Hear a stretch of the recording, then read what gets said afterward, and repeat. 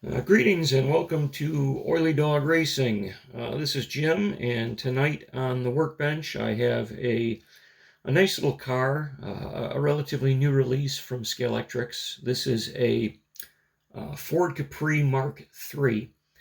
This particular model is the one that I believe it was in 1980.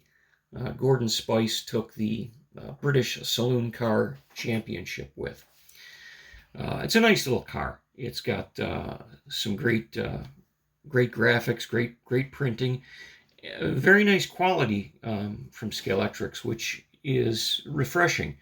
I've done a video recently about some of the issues that they've had, and I can tell you this one was free of defects, and it made me very happy. Normally, when I get a car, I'll take it apart before I even throw it on the track, but this one I was curious, so I kept the magnet on it, which I don't run magnets, and I run my track at 9 volts. So I kept the magnets on it, or the magnet singular, and took it for a ride, and it handled fairly fairly decent for an out-of-the-box car. What I did not like was that once I lost my magnetism from the rails on the track, once that car lifted off just that little bit, the car became very top heavy and would roll pretty easily. I really don't like running magnets. I don't like the synthetic downforce, so I pulled the magnet off because I was going to do that anyway, and ran it with the stock tires. And I tell you what, this car fishtailed all over the place. It had no grip, no traction, and the tires, these are the brand new Scalextric tires, and I mean, they're very pliable, they're very soft. This is a new car. But what it was is the car itself felt very light in the back. So I didn't want to give up yet. So I threw on some Paul Gauge urethanes that I had. And without even truing them, the car came to life. It was night and day difference. And I'll show you a little bit why that happens. Let me turn my scale on here. So these are the factory rubber tires. There's nothing wrong with them. They're good tires. They just didn't work on this car because the back was so light. Putting them on the scale, see if we can read this. 2.9 grams. Okay. Now I replaced them with a set of these Paul Gauge urethanes, and these are oversized, and I'll show you a side-by-side comparison. But we're at 2.9 grams.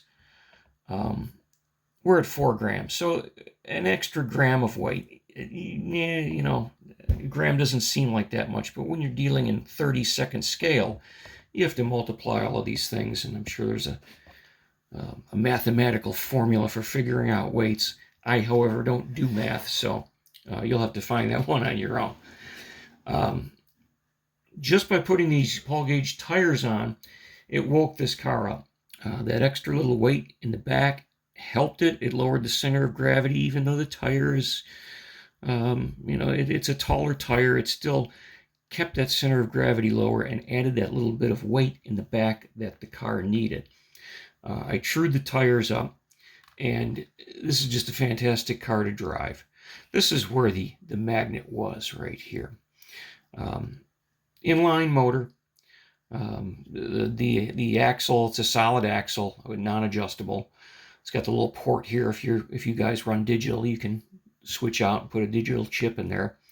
But let me show you the difference in the stock tire and the urethane tire I put on there. And let me tell you what, let me go one further. Let me show you a side-by-side comparison. Okay, so there's the difference. We have the urethane tires a little bit taller and a lot wider. This chassis has the room to accept that, so that's why I did it. And that extra contact, that extra traction does make a difference. Now, if you want to do this, Paul gauge tire number 21104. This is what I use. This also fits the Scalextric's Corvette L88, the Boss 302, the GT40 Mark II, and a variety of others. This does not, it's not actually the correct tire for this car. The rib on the other models that I mentioned is a little wider than the rib on this car. So the tire will slide from side to side a bit unless you glue the tire on. And we're talking a millimeter of difference, or pardon me, a millimeter of slide. But I glued these tires on, made sure they were seated properly all the way to one side, and then I trued them up. And the car, like I say, the car runs really great. And there's the room in those wheel wells and in that chassis to put a bigger tire. This is what really impresses me. We have a delicate rear view mirror, both sides, side view mirror. Look at that. I can bend that and twist that all day long, and it's not coming off because I believe it's made of vinyl, maybe rubber. It's probably vinyl. But that was just somebody at Scalextric put on their thinking cap, because you guys know as well as I do, so these little detail parts, especially if you're running at 12 volts with magnets at unrealistic 400 mile an hour scale speeds, when you crash these things, little parts like that just they come off real easy. So hats off to Scalextric. Congratulations on a brilliant design. Whoever was in their engineering department who came up with this idea deserves a raise.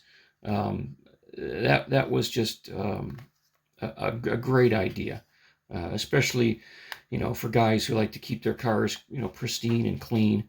That works out really well.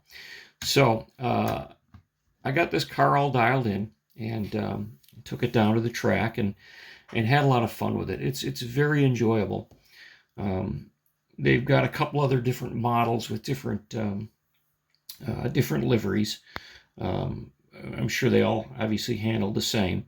But if you're looking for a fun little car, and if you're worried about the current issues that Scalextric has been having as a whole regarding quality, I can tell you that this particular model will make you happy. So that's all for tonight. You guys have a pleasant evening, pleasant day, and we'll talk to you all soon again. Thank you.